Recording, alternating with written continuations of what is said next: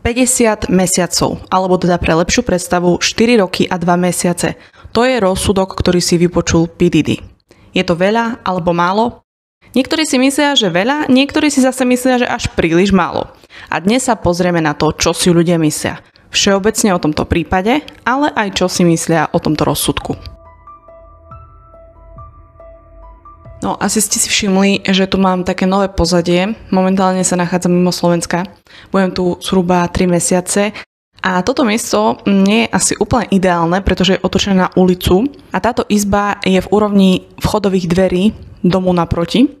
Čiže ak niekto vychádza von, tak má na mňa úplne krásny výhľad. Ale z druhej strany je teraz po obede už tá izba celkom tmavá, lebo je tam len jedno okno, takže musíme pracovať asi s tým, čo máme. Ešte budem pracovať na tomto setupe, kde to vlastne rozložím, ale tým, že neviem, ako dlho tu budem, tak je to také trošku náročnejšie, ale nevadí. Možno potom urobím videa o tom, kde sa práve nachádzam. Možno, že tu nájdem nejaké záhady, legendy a niečo, čo by mohlo zaujímať aj vás. Asi ste si všimli aj to, že mám nový mikrofón. Akurát problém je ten, že tieto domy majú vysoké stropy a veľmi sa to tu odráža, čiže neplánovala som to úplne držať celú dobu, ale keď ho mám pripnutý, tak sa veľmi odráža tento zvuk. Video natáčam už druhýkrát, tak dúfam, že tentokrát to už bude použiteľné a že ten zvuk bude lepší ako z obyčajného mikrofónu.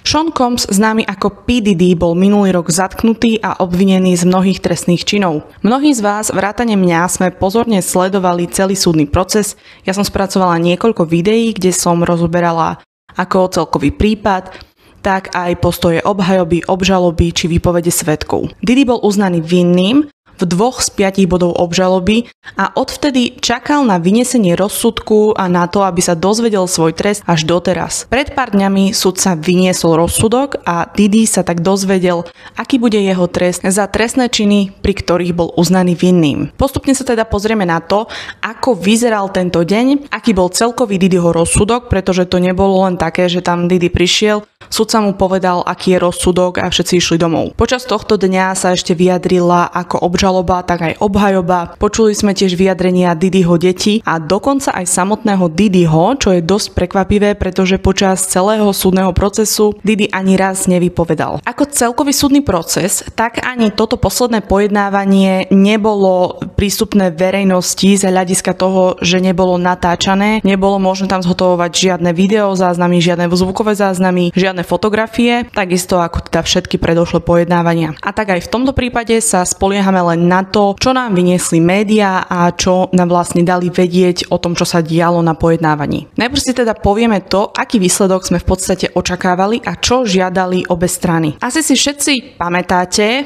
teda predpokladám, že si pamätáte všetci, ktorí ste teraz tu, ako celý tento prípad začal. Hovorilo sa o mnohých veciach, ktoré sa napokon na ten súd ani nedostali a ktoré sa ani nerozoberali. Ale pôvodne sa teda očakávalo, že ten trest, ktorý Diddy dostane alebo ktorý bude môcť dostať, bude o mnoho vyšší. Keby ho uznali vinným zo všetkých 5 bodov obžaloby, tak by sme sa mohli rozprávať o treste minimálne 20 rokov až do živote. No potom, ako bol vlastne uznaný vinným len z 2 z tých 5 bodov obžaloby, tak sme očakávali, že jeho trest môže byť na najvýš okolo nejakých 10-11 rokov. Obžaloba teda žiadala, aby dostal Diddy najvyšší možný trest 135 mesiacov alebo 11 rokov a nejaké mesiace. Naopak obhajoba žiadala, aby Diddy dostal trest len 14 mesiacov, čo prakticky odpovedá tomu času, ktorý Diddy už teraz strávil vo väzení. Odporúčanie zase bolo nejakých 5 až 7 rokov. Ako už teda vieme, tak sudca rozhodol v rámci toho odporúčaného rozmedzia, ale pridal k tomu aj niečo navyše, čo si potom vlastne povieme. Ale teda poďme sa pozrieť na to, čo vlastne počas toho posledného dňa odznelo. Obžaloba žiadala zodpovednosť a spravodlivosť. Žiadali, aby Diddy prevzal zodpovednosť za svoje činy, ktoré napáchal,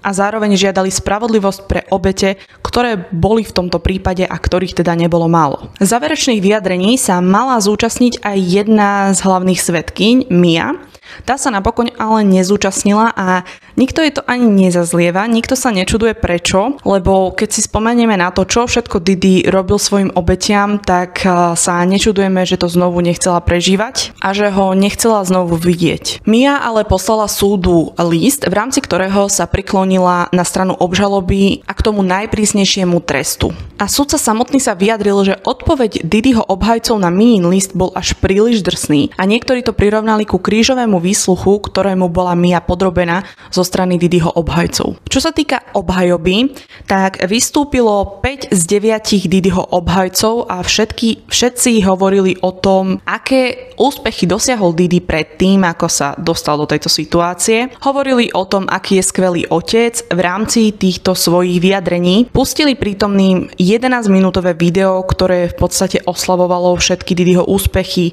ktoré ho vykresľovalo ako skvelého otca a tak ďalej. Obhajcovia tiež hovorili o tom, aký má Diddy skvelý vplyv na komunitu a na černošskú menšinu, ktorej veľmi pomáhal. Zároveň hovorili o tom, že Diddy mal mnoho nevyliečených traum z detstva a tieto traumy v spojení s jeho závislosťou na omamných látkach boli práve tie, ktoré ho ako keby nútili konať veci, ktoré konal. Diddy sa počas svojho pobytu vo väzení údajne zmenil, chce nechať minulosť v minulosti a sústrediť sa na budúcnosť a chce sa stať najlepšou verziou samého seba. Preto od sudcu žiadali spravodlivý trest, pretože domáce nás, viete si domyslieť, pochádzalo z traumy, ktoré mal Diddy z detstva. Akože toto nech mi nikto nehovorí, že týmto chceme obhajovať človeka, ktorý páchal činy, ktoré páchal a ku ktorým sa v podstate aj priznal. My sa ani nebavíme o tom, že by sa to nestalo. Všetci už vedia, že sa to stalo, pretože Diddy to priznal. A toto všetko teda zvalili na traumy z jeho detstva a žiadali od sudcu spravodlivý trest. Predtým, ako budeme pokračovať ďalej, vám chcem pripomenúť, ak sa vám dnešné video páči, nezabudnite mu dať like a samozrejme aj odber tomuto kanálu, pretože mi to veľmi pomôže a som vám za to vopred vďačná. A teraz už ideme ďalej. Na súde sa vyjadrili aj Diddyho deti, ktoré sa všetky v podstate zhodli v tom, že vidia, ako sa ich otec mení, ako sa zmenil k lepšiemu, ako je z neho nový človek. Hovorili o tom, že ich otec je ich superhrdinom a napokon, že všetci z nich potrebujú svojho otca, pretože už prišli o svoju mamu a nechcú prísť aj o neho. Podľa toho, čo vieme, tak vypovedali skoro všetky z Diddyho detí.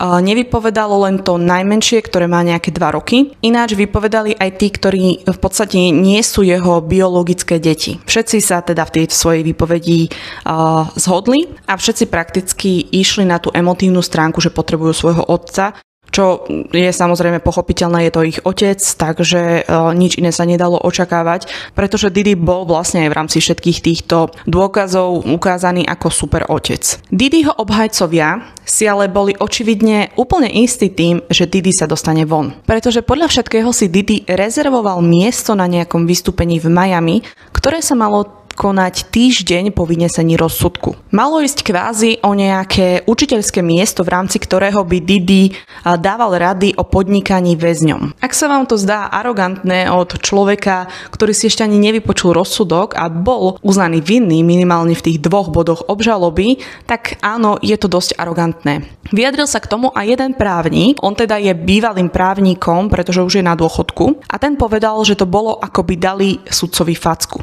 A že keby bol on na mieste Diddyho obhajcov, tak by mu to za žiadnu cenu nedovolil urobiť a v prípade, ak by to jeho klient urobil, tak by mu povedal, aby si hľadal nového obhajcu. Pretože týmto doslova ukázal, ako nerešpektuje celý tento právny systém. Ako som už spomenula, tak počas tohto posledného dňa sa vyjadril aj Diddy, čo bolo teda dosť prekvapivé.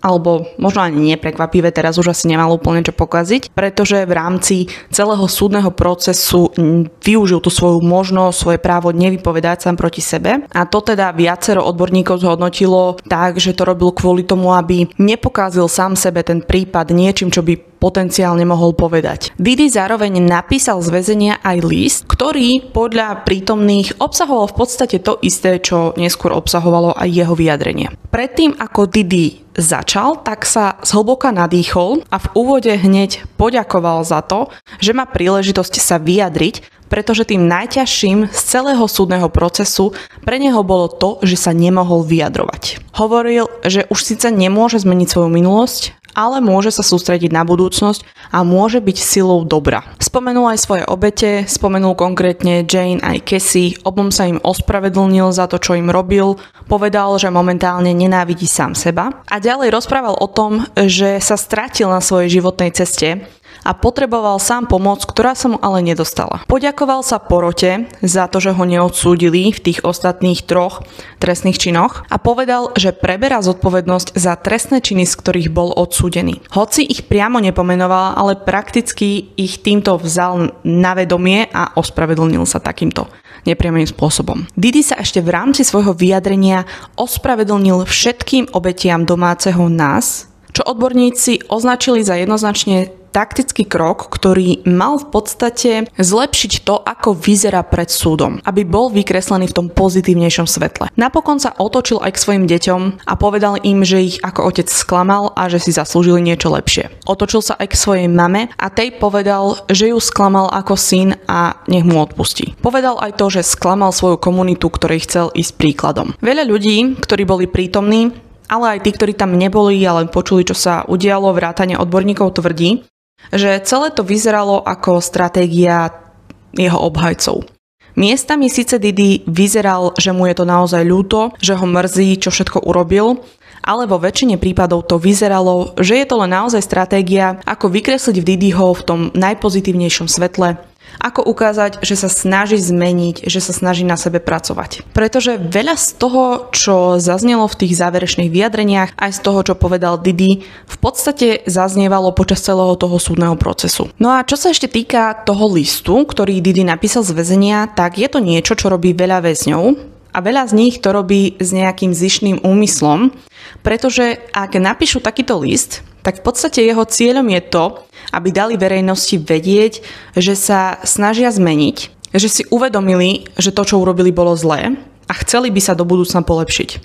Tým pádom z toho môžu ťažiť či už v rámci vynesenia rozsudku, alebo potom, keď sú prepustené na slobodu, pretože v tomto bode, keď sa Diddy aj vyjadroval a predtým vlastne, keď posielal ten list, tak sudca mohol ešte stále vlastne zmeniť svoj názor a zmeniť nejako svoj rozsudok, aj keď väčšina ľudí hovorili, že sudca vyzeral, že bol rozhodnutý už predtým, ako prišiel. Keď sa teda pozrieme na to, ako sa vyjadril sudca a čo všetko povedal v rámci tohto posledného dňa, tak hneď v úvode uznal Diddyho úspechy. Povedal, že vidí aj to, že je naozaj oddaný svojej rodine, ale zároveň vidí, že mal problémy s tými omamnými látkami a so správaním. Zároveň však sudca odmieta obhajobu jeho právneho tímu, ktorý tvrdí, že toto všetko prakticky patrí k životnému štýlu umelca. Sudca povedal, že Diddy jednoznačne zneužíval svoju moc a kontrolu nad ženami, ktoré ho milovali a využíval to na to, aby sa vyhol trestu. Zároveň sudca povedal, že v tomto prípade bolo naozaj obrovské množstvo dôkazov,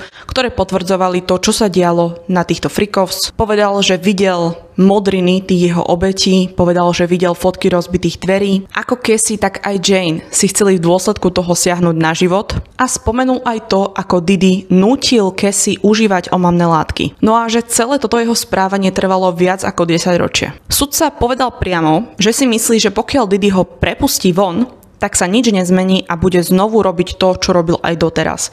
A k tomuto uviedol ako príklad to video z hotela Intercontinental, kde Diddy ubližoval Cassie a pripomenul mu, ako sa k tomu Diddy vyjadroval na svojich sociálnych sieťach. Keď CNN zverejnilo toto video, tak Diddy vydal na svoj Instagram, tuším, video, kde sa ospravedlňoval, hovoril, aký je zo seba znechutený. Niekde vám tu toto video dám. Takže ak chcete, tak si ho pozrite. It's so difficult to reflect on the darkest times in your life. Sometimes you gotta do that. I was f***ed up. I mean, I hit rock bottom. But I make no excuses. My behavior on that video is inexcusable. I take full responsibility for my actions in that video. I'm disgusted. I was disgusted then when I did it. I'm disgusted now. Zároveň ale pár mesiacov potom, ako Diddy pridal toto video, kde sa tváril, že ho to naozaj zasiahlo, že si uvedomil, že to nebolo správne a že už je niekde inde, tak pár mesiacov potom urobil niečo veľmi podobné aj Jane. Hoci podľa všetkého toto mal byť jediný incident, kde sa Diddy správal k Jane, nazvime to nevhodne, ale aj tak sa pravdepodobne nepoučil z toho, čo sa stalo. Po tomto všetkom si veľmi veľa ľudí myslelo, že sa sudca prikloní k tomu prísnejšiemu trestu 135 mesiacov, čiže 11 rokov aj niečo, ktorý navrhla obžaloba. No sudca povedal, že hoci je tento trest viac ako potrebný, nie je rozumný, pretože obžaloba nevzala do úvahy poľahčujúce okolnosti. Zároveň ale povedal, že ani trest obhajoby nie je vhodný, že tých 14 mesiacov, ktoré navrhujú, je nedostatočných, pretože obhajoba zase neberie do úvahy tie priťažujúce okolnosti, ako bolo to domáce nás a iné Diddyho správanie. Nakoniec sa teda rozhodol vyniesť rozsudok 50 mesiacov, k čomu povedal, že bude to síce náročné, pretože vo väzení to nie je ľahké, ale zároveň potom, ako vyjde, tak ešte bude mať život. Na konci svojho prejavu sa sudca ešte vyjadril k Jane a Cassie, pochválil ich za ich odvahu a poďakoval im, že dali hlas aj ostatným obetiam. Povedal im, že je na nich hrdý, že chápe, že z toho majú traumu, ale je im vďačný, že sa vyjadrili. Potom sa otočil aj k Diddymu a k jeho rodine a povedal, že vie o tom, že to zvládnu ako rodina a zároveň sa spolieha na to, že Diddy využije svoju druhú šancu. Napokon teda Diddy dostal celkový trest 50 mesiacov, čiže 4 roky a 2 mesiace, z ktorých sa mu ale odpočíta ten čas, ktorý už vo väzení strávil, čo je nejakých 14 mesiacov. Okrem toho musí zaplatiť kauciu $500,000 a následne bude 5 rokov prepustený pod dohľadom, čo je predpokladom niečo také ako u nás podmienka. No takýto rozsudok asi Diddy a jeho obhajcovia nečakali. Čo samozrejme potvrdzuje aj to, čo sme si spomenuli, že si Diddy rezervoval miesto na nejakom podujatí v Miami, ktoré sa koná len týždeň potom, ako bol vynesený rozsudok. Diddyho obhajcovia potom usporiadali tlačovú konferenciu, na ktorej sa vyjadrili, že samozrejme podávajú odvolanie, že na to majú dostatočne silné podklady a najsilnejším podkladom pre nich je to, že porota dospela k určitému verdiktu, ktorý ale súd asi úplne nerešpektoval podľa Diddyho obhajoby. Sudca údajne niekoľkokrát počas toho jeho vyjadrenia povedal, že porota dospela k tomuto záveru pod nátlakom, ale Diddyho obhajcovia si to nemyslia, že by to bolo pod nátlakom. Naopak myslia si, že toto konanie je protiústavné a že verdikt poroty by mal znamenať viac, ako sa zdá, že znamená. Diddyho obhajcovia zároveň nazvali toho sudcu 13. porotcom. Čo už teda bolo od začiatku dosť jasné, že sudca bral tento prípad naozaj vážne a na Diddyho bol celkom prísny. Keď si spomeniete na tú udalosť, ako sudca napomenul Diddyho, pretože smerom k porote vysielal nejaké neverbálne znaky, keď s niečím súhlasil alebo nesúhlasil v rámci výpovede tých svedkov. Obhajcovia sa tiež vyjadrili, že Diddy vo väzení nie je v bezpečí, pretože údajne sa na Diddyho niekto pokúsil spáchať atentát, avšak dozorcovia tomu zabránili. Vzhľadom k tomu, že je tento prípad vysoko medializovaný, Diddy je známa osobnosť a všetci z tých väzňov si mohli zistiť, čo Diddy je vlastne zač a čo sa o ňom počas týchto súdnych pojednávaní hovorilo, tak to pre ich klienta podľa všetkého nie je až také bezpečné. Dnešné video je na konci. Dajte mi do komentárov vedieť, čo si vy myslíte o tomto rozsudku, o celom tomto prípade. Viem, že väčšina ľudí, ktorí ma sledovali, ktorí sledovali moje videá, tak boli skôr naklonení na stranu štátu a nie na stranu Diddyho, čo dáva celkom zmysel po tom všetkom, čo sme sa dozvedeli. Ak si ale naozaj spomeniete na začiatok tohto prípadu, tak ja osobne som očakávala, že z toho bude niečo úplne iné. Je pravda, že v tom prvom a druhom videu som mala aj veľa konšpiračných teórií o tom, čo sa údajne malo všetko diať, ale vzhľadom k tomu, koľko ľudí sa vyjadrilo, ako im Diddy ubližoval, tak sme asi väčšina z nás teda čakali nejaký úplne iný výsledok a nie 4 roky vo väzení, z ktorých už vlastne rok aj niečo má za sebou. Dajte mi teda vedieť dole do komentárov, čo si o tom myslíte vy. Či ste spokojní s týmto rozsudkom, alebo si myslíte, že mal byť vyšší, nižší, alebo ako mal podľa vás nakoniec dopadnúť Diddy. A ak ste sa dostali až sem, tak mi do komentára pripojte aj čierne srdiečko, aby som vedela, že práve vy ste dopozerali moje video až do konca. No a ak sa vám video páčilo, samozrejme, nezabudnite mu dať like. A ak ste tak ešte neurobili, tak aj odber tomuto kanálu, aby vám neuniklo žiadne ďalšie video a my sa vidíme na budúce. Ahojte.